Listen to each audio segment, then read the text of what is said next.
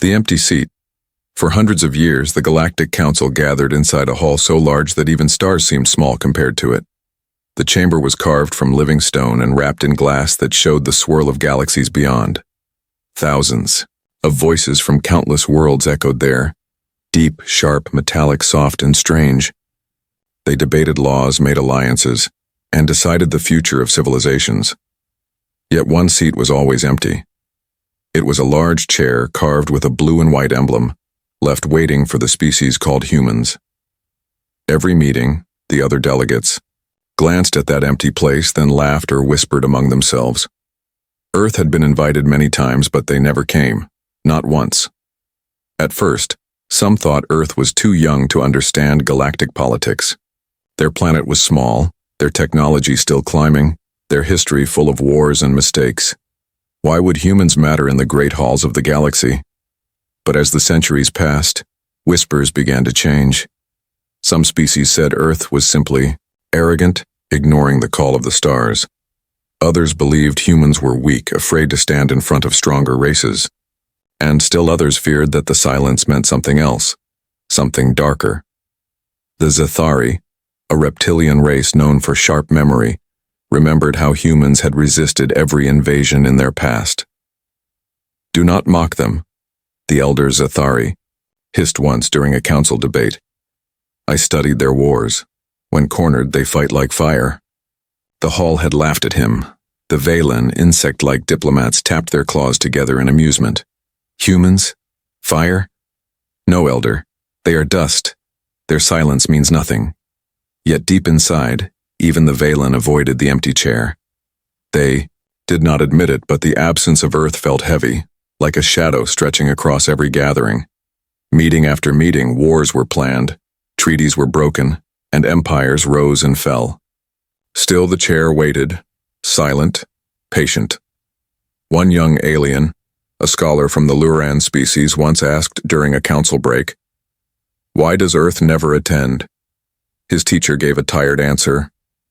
"Because they cannot decide if they belong to the stars. Perhaps they prefer to be forgotten." But the young scholar shook his head. "No. Forgotten things do not leave marks in history, and humans, they leave scars. Every so often, stories traveled through space lanes, tales of human explorers seen near forbidden systems, of strange starships built in silence, of colonies defended with impossible courage. Most were ignored. The galaxy preferred to believe humans were irrelevant. Still, the empty seat never let them rest. Some nights, when the chamber lights dimmed and the delegates returned to their worlds, a few guards swore the chair seemed to glow faintly in the darkness, as if it waited for someone bold enough to claim it. Others said it was just imagination. But fear often hides inside imagination. The council kept meeting. They spoke of trade, of war, of borders. They grew louder, prouder, more careless. But always, somewhere behind their words, silence walked with them. The silence of a world that listened but never answered. 1,000 years passed this way. Earth never came. The chair gathered dust yet was never removed. Some suggested throwing it out. "Why keep space for ghosts?" they asked. But the oldest species refused. Deep down, they knew the galaxy had not seen the last of humanity. One day, as the council began another session, the Murak delegate, a creature of stone and iron, pounded the table. "We waste time. Earth will never come. Let us end this game. Remove the chair." The chamber trembled with arguments. Some cheered, some objected. The debate stretched on, voices sharp and endless. And then, silence. Not silence of peace, but silence of fear. Because far above the chamber, sensors screamed. A shadow moved across the stars. Not one ship. Not 10. Not 100. Thousands. They appeared without warning, steel giants blotting out the galaxies behind them. Every sensor repeated the same word: Earth. The empty chair was no longer empty. Rumors and mockery. The sudden appearance of Earth's warships spread like fire through the galaxy. Every channel, every starport, every quiet corner where travelers gathered buzzed with the same question: where had humans been hiding all this time? But the council did not answer. They could not. Their own eyes had seen the horizon of ships, stretching across the void, each one bearing the same symbol, the Earth insignia, shining cold against the black. While the council chamber trembled with shock, the rest of the galaxy turned to whispers. Some called it a bluff. "They cannot be real," said the Loran merchants, their thin voices sharp with nervous laughter. "It must be an illusion, perhaps some clever trick of mirrors and shadows. Humans never had the skill for such ships." Others mocked openly. In the deep star markets of the Valen, vendors joked about human arrogance. "They build empty hulls," they clicked with their mandibles. "Hollow shells meant to scare fools. Real fleets carry weight. Humans carry only pride." In the universities of the Aerith, scholars stood before glowing screens analyzing blurry images of the warships. Some insisted they were stolen. "Humans are scavengers," one professor declared to his class. "They collect scraps, build monstrosities, and call them weapons. True civilizations do not hide for centuries only to emerge with toys." The class laughed, but the laughter trembled at its edges. Yet for every voice of mockery, another voice whispered something else. "Do not forget Earth's history," the Zathari reminded their hatchlings. "Long ago they fought each other in war so brutal that no other species could have survived. They tore their own world apart, and still they rose again." The old stories grew louder. Tales of human explorers who had been seen beyond the rim, near dead systems. Stories of colonists who had vanished into silence, only for their outposts to reappear years later, armed and unbroken. Some even claimed humans had traded secretly with the outlaw clans of the galaxy, learning and building in shadows where no council eye could see. But most in power dismissed it. The Murak, proud beings of stone, scoffed at every rumor. "Humans are parasites," they roared. "They cling to survival but never rise to greatness. If they have ships, they are borrowed. If they have fleets, they are fragile. Do not waste fear on dust." Still, fear spread. Merchants began raising prices on routes that passed near human space. Explorers hesitated before entering sectors once called unimportant. Pirates who once raided Earth's colonies quietly shifted their paths, afraid that the warships might already be hunting in the dark. The galaxy could not agree on what humans truly were. Were they weak, pretending to be strong? Or strong, pretending to be weak? The council, too, was divided. Inside the chamber, leaders argued with more heat than ever before. The Valen delegate struck his claws together in mock laughter. "You see? This is the game of children. They hide, then arrive with noise. Let us not fear children." But the elder Zathari rose again, scales glinting under the chamber's lights. "You speak of children, but I have seen their wars. A child who survives fire does not remain a child. They hid, yes, but not from weakness. They hid to prepare." The hall erupted in chaos. Some shouted that Earth must be confronted, challenged, and forced to explain their absence. Others urged caution, whispering that no species should ever arrive with such silence and such force unless they were certain of their power.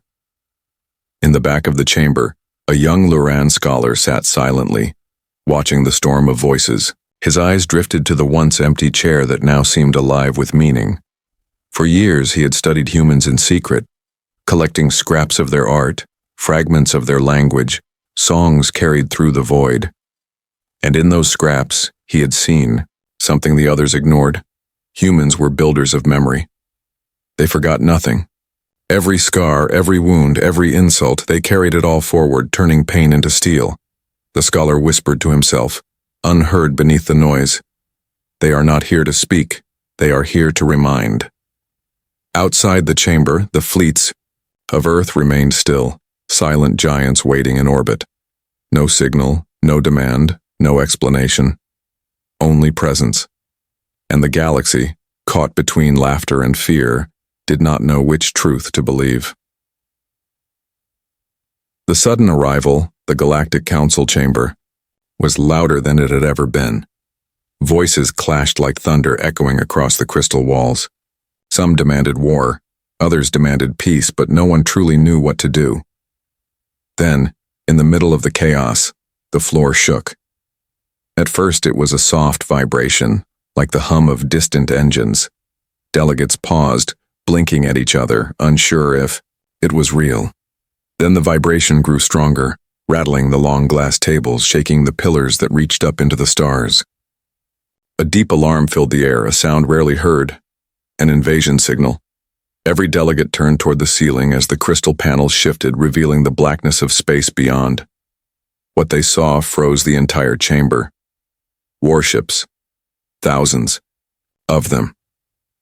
They stretched across the void like a wall of steel, blotting out the galaxies beyond. Each ship carried the same mark, blue and white, the emblem of Earth. They did not fire. They did not move aggressively. They simply arrived, filling the skies with their silent power. Gasps broke through the chamber. Even species that never showed emotion trembled. The Murak of stone went still as statues. The Valen, who mocked so loudly before, clicked their claws nervously against the table. The elder Zathari closed his eyes, whispering a prayer in his own tongue. For centuries, the council had imagined this moment. Some had joked Earth would never appear. Others had predicted a timid entrance, a handful of ships, maybe a nervous delegation. But no one had expected this. The galaxy had grown used to Earth's silence. Now, Earth had answered with a roar, without speaking a word. In the control towers above the chamber, operators shouted as readings flooded their screens. Engines, beyond classification, one cried. Weapon signatures, unknown. Armor, density, impossible. Every reading showed the same truth. These were not empty shells, not hollow threats. The warships were real, alive with technology the galaxy had never seen. Still, the ships remained motionless. No weapon fired, no fleet advanced. The humans did not need to attack. Their presence was enough to shake the balance of the galaxy. Inside the chamber, fear quickly turned to anger. This is an insult.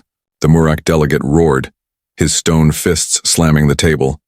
They mock us by arriving in silence, by surrounding us with weapons. This is not diplomacy. It is war. The Valen delegate clicked his mandibles together, voice sharp with false confidence. Perhaps they are bluffing. Perhaps their ships are fragile shells painted to look strong. I say we test them. But no one moved to test. Not one fleet in the chamber dared to rise against the wall of steel outside.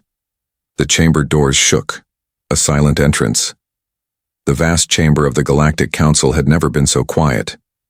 Even during wars that shook entire star systems, voices had always filled the hall. But now, with humans standing at the gates, silence ruled. They stepped forward slowly, each footstep echoing against the polished stone floor. There were only 6 of them, yet every delegate in the chamber felt the weight of thousands behind, those 6 figures. Their uniforms were dark, almost plain, without the glowing crystals or golden symbols that other races love to display. But plainness was its own statement. Humans did not come to impress. They came to remind. The empty chair, once mocked as a useless symbol, no longer seemed empty. It seemed alive, waiting for the moment it was finally claimed. The first human, a tall figure with gray streaks in his hair, stopped in front of it. He rested one hand on the back of the chair, but he did not sit. His eyes swept across the chamber, calm and cold, meeting the gaze of each alien leader. No words were spoken, yet the look itself was louder than a shout. The Murak delegate, always proud and defiant, shifted uneasily. His stone fists clenched, but even stone cracked under pressure. He had demanded that Earth be removed from the council forever. Now he could not even hold their stare. The Valen insect clicked his mandibles nervously, the rhythm betraying his unease. For years he had laughed at Earth, calling them dust, scavengers, children. Now he lowered his eyes, afraid that a single wrong movement would bring fire from the sky. Still, no human spoke. Their silence grew heavier with every heartbeat. It was not weakness. It was power. A silence so sharp, it cut through every mocking word ever said about Earth. Finally, one of the younger humans, a woman with sharp eyes that glowed faintly in the chamber light, walked forward. She placed a simple metal case on the table. It made a small sound, but in the still chamber it rang like thunder. She did not open it. She simply left it there, a symbol waiting to be understood. The delegates shifted, whispering in their own languages. What was inside? A threat? A message? A declaration of war? The elder Zathari leaned forward, his scaled hands gripping the edge of the table. His voice, though trembling, was the only one brave enough to break the silence. "Why now?" he asked. His words echoed the question that lived in every mind. Why appear after centuries of absence? Why arrive with such force? The humans gave no answer. Instead, the tall man finally pulled the chair back and sat down. Slowly, deliberately, he filled the space that had waited for 1,000 years. The simple act shook the chamber more than any weapon could. The empty seat was no longer empty. The council had always assumed that when Earth came they would arrive humbly, perhaps even apologetically. They had expected words of peace, maybe pleas for acceptance, but there were no apologies, no explanations, only presence. One by one, the other humans sat beside him, their faces calm, unreadable. They carried no weapons, yet every alien in the chamber felt as if a blade hovered above their necks. The Murak delegate could not endure it. His stone body trembled as he slammed his fist against the table. The sound echoed like a breaking mountain. "This is not diplomacy," he roared. "This is intimidation. We should demand they explain themselves or expel them." But his roar met no agreement. Not one delegate joined him. Even his own allies lowered their eyes, afraid of provoking the silent fleet that waited above. The tall human turned his gaze to the Murak. No words, just a gaze. The Murak's voice cracked, then died in his throat. He sank back into his seat, as if the weight of a planet had pressed him down. For the first time in memory, the Murak was silent. The chamber lights shifted, focusing once more on the humans. Every other species, powerful or weak, ancient or new, realized the same truth in that moment. The galaxy had changed. The humans had arrived without a single speech, without a single demand. Yet already the balance of power bent toward them. It was not what they said. It was what they did not need to say. The revelation. The chamber waited. Every delegate leaned forward, their hearts pounding, waiting for the humans to finally speak. For centuries, the galaxy had mocked them, feared them, ignored them. Now Earth had arrived in silence, and silence had already shaken the council more than any speech could. But silence could not last forever. The tall human who sat in the once empty chair finally placed both hands on the table. He looked across the room, his eyes steady, his voice low but carrying clearly through the chamber. "We were never absent," he said. The words were simple, yet they struck the delegates like thunder. For centuries, the council had believed Earth had ignored them, but now the truth felt heavier. The human continued. "We listened. We watched. While you debated for centuries, we built. While you argued over borders, we studied the stars. While you fought wars for pride, we prepared." A ripple of unease passed through the chamber. The Valen delegate clicked his mandibles nervously, trying to mask his fear with a mocking laugh. Prepared for what? To frighten us with empty metal? To march into this chamber without respect? The young human woman beside the tall man leaned forward. Her voice was sharper, colder. "Empty metal does not shake the heart of the galaxy. You are afraid because you know what we carry. Our ships are not for display. They are for survival." The Murak delegate slammed his fist again. "Survival. Survival does not require thousands of warships." The tall man turned his gaze on the Murak. His voice dropped lower, but its weight grew heavier. "You speak of survival as if you understand it. You do not. You live in stone halls, guarded by fleets you never had to earn. We survived our own world. We survived ourselves." He paused, his eyes sweeping the chamber. "You cannot understand what it means to live on a world that tried to kill you every day. Our storms, our plagues, our wars, they did not spare us. They forged us. Every scar you see on our world, every scar you see on our bodies, is proof that we are still here. We are not strong because we wanted to be. We are strong because we had no choice.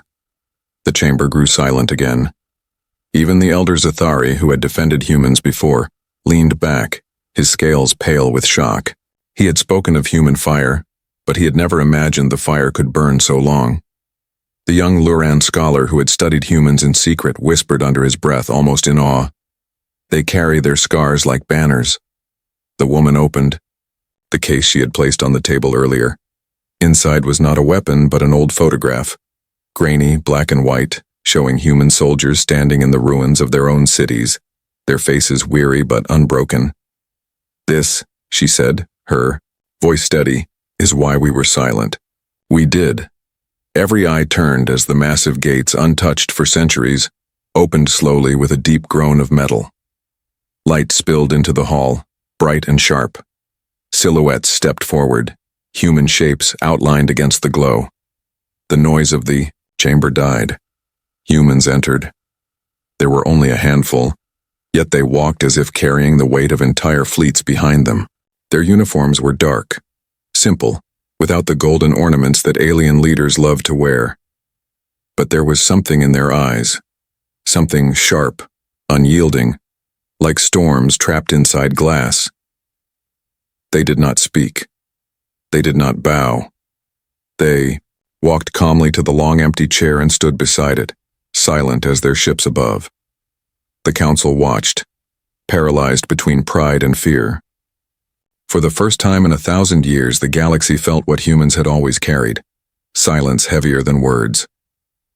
The elder Zathari, his scales trembling, whispered to no one in particular, "They have come at last, and they come not as guests, but as judges." The chamber lights dimmed, focusing on the humans. Every race that had mocked them, every empire that had dismissed them, every voice that had doubted them, now felt the weight of their arrival. Earth had skipped every meeting, but now, when they finally appeared, they brought a storm no one could ignore. "Not need to sit in this chamber while you played with politics. We already knew the truth. Words cannot protect you. Only strength. Only unity. Only endurance." The photograph glowed faintly under the chamber lights. Every delegate stared at it, seeing not advanced weapons or strange technology, but something more dangerous: human resilience. The tall man closed the case and folded his hands again. "We did not come here to ask for a place. We came to remind you. Humanity does not beg. Humanity does not kneel. We survived every trial of our world, and now we stand among the stars. If you wish to call us allies, then stand with us. If you wish to call us enemies..." He stopped, letting the silence speak the rest. Above the chamber, thousands of warships floated like watchful giants. No one doubted the meaning. The Valen delegate shifted uneasily, his mocking tone gone. The Murak stared at the table, his fists no longer slamming. Even the oldest races, who had never bowed to anyone, lowered their heads ever so slightly. For the first time, the galaxy understood. Earth's absence had not been weakness. It had been patience, preparation, a silence forged in fire, and now, the silence was broken. The challenge the chamber had fallen silent after the human spoke, but silence never lasted long among the council. Fear turned quickly into pride, and pride demanded a response. The Murak delegate, carved of stone and known for his defiance, could not stay quiet. He rose from his seat, his massive form towering over the table. His voice rumbled like a breaking mountain. "You speak of scars. You speak of survival. Fine words, human. But words are smoke. The council does not bend to smoke. Show us proof of your strength, or admit you come here with nothing but fear tactics." Murmurs spread through the chamber. Some delegates nodded in agreement. Others shrank back, worried about what such a challenge might bring. The Valen delegate clicked his claws together, emboldened by the Murak's outburst. "Yes, if your fleets are real, let them prove it. Any scavenger can build ships that look strong. Only power makes them strong." The humans did not flinch.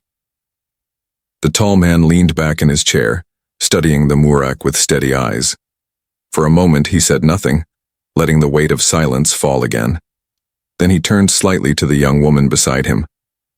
She nodded once, then pressed a small device on her wrist.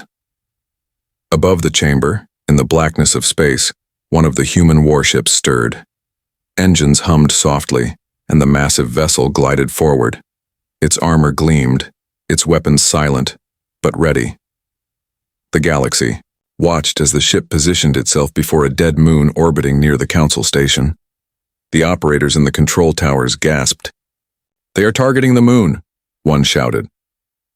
Before the council could react, the warship released a single beam of light. No thunder, no explosion. Just a clean, sharp lance of energy. The dead moon cracked. For centuries it had circled the council station, lifeless and forgotten. Now, before thousands of eyes, it split apart in silence. A sphere of rock, the size of mountains, reduced to glowing fragments that drifted into the void. Gasps filled the chamber. Some delegates stood in shock. Others trembled where they sat. Even the Murak's stone body stiffened, his words trapped in his throat. The young human woman turned her gaze back to the council. Her voice was calm, almost soft. "You wanted proof. You now have it. That was a demonstration, not war, not even full power, just a reminder." The chamber shook, not from the blast, but from the weight of realization. Humanity's fleets were not hollow. They were storms waiting to be unleashed. The elder Zathari closed his eyes, whispering to his people. They did not come to ask. They came to show. The Murak delegate sank slowly back into his seat. His fists no longer slammed the table. His voice, when it finally came, was lower, quieter. You have made your point, but not everyone accepted so easily. A delegate from the Krith Dominion, a proud and ancient power, hissed in anger. "This is arrogance. No species may threaten the council itself. If we allow this, then humanity will rule through fear." The tall human finally leaned forward, his voice steady and unshaken. "Fear is not our weapon. Survival is. We did not destroy your moon to conquer you. We showed you what happens when patience ends. We endured in silence while you mocked us. We endured while you called us dust. But we are not dust. We are fire." The words echoed like iron across the chamber. The Krith delegate opened his mouth to argue, but then stopped. Above, the shattered fragments of the moon glowed faintly in orbit, a warning written across the stars themselves. No one dared speak further. The humans had not declared war, yet they had not begged for peace. They had simply shown the galaxy what they carried in silence, power that could not be ignored. The chamber, once proud and loud, now felt small before them. For centuries, Earth had skipped every meeting. Now they had arrived, and in a single act, they had forced the council to see them not as ghosts, not as children, but as equals, perhaps even more. The tall man rested his hands on the table again. His voice, calm as ever, delivered the final words. "Humanity does not seek to dominate this council, but neither will we be forgotten again." The new order. The chamber was silent again, but it was not the same silence as before. Earlier, silence had been disbelief. Now it was acceptance, fear, respect. Above the station, the broken moon drifted in glowing pieces, a scar across the sky. Every fragment of rock reminded the galaxy that Earth's fleets were not rumors, not hollow threats, but real and deadly. The humans sat calmly, as if nothing extraordinary had happened. Their hands rested on the table, their expressions unreadable. They had not shouted, they had not begged, they had simply acted. The elder Zathari was the first to speak, his scaled hands trembling as he rose. His voice was heavy, yet steady. "The galaxy has underestimated Earth for too long. We called them absent, weak, even irrelevant. But now, we see, they did not vanish, they endured, and their endurance has carried them here." His words echoed through the chamber. No one mocked him this time. The Krith delegate, still angry but shaken, hissed, If we allow this, the council itself will be remade. The balance of power will be broken. The tall human turned his gaze to the Krith. His voice was calm, almost gentle, but carried the weight of steel. The balance was already broken. You fought your wars, traded your power, and forgot what survival means. We did not. We survived every day, even when our own world tried to kill us. That is why we are here now. The Krith lowered his eyes. He had no answer. The Murak, once so loud, remained silent. His stone fists rested on the table, still trembling. Even he, who had demanded proof, could no longer deny what stood before him. One by one, other delegates began to bow their heads slightly, a gesture not of surrender but of recognition. They did not bow to a conqueror. They bowed to a survivor. The young human woman finally spoke again. We did not come to erase this council. We came to claim what was always ours, a seat, a voice, a place among you, not as children, not as ghosts, but as equals. Her words cut through the chamber like a blade, sharp and final. The chamber lights dimmed, then shifted. The once empty chair now glowed, not as a symbol of absence, but as a symbol of presence. Humanity had taken its seat, and the galaxy could no longer look away. The council leader, a frail being of light who had watched silently through the storm, finally rose. His voice trembled with age and uncertainty. Then let it be recorded. Earth has joined the council, not as guests, not as shadows, but as a power recognized. The words spread instantly across the galaxy. Every world, every colony, every traveler heard them. Some celebrated, others feared, but none could deny the truth. Humanity was no longer a mystery. They were here. Outside, the human fleet slowly shifted position, their formation spreading like wings across the stars. They did not fire again. They did not threaten.